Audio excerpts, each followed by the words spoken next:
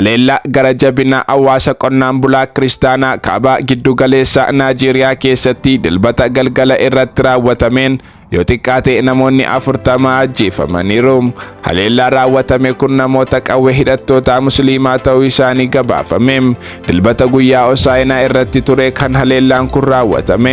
Open Doors akka gabaasetti haleellaan yeroo dhiyoo kun dhuma baatii Sadaasarraa eegalee haleellaa naannoo Pilaatoo isteetii keessatti raawwatameen lakkoofsi namoota du'anii gara 113tti ol guddiseera jedha.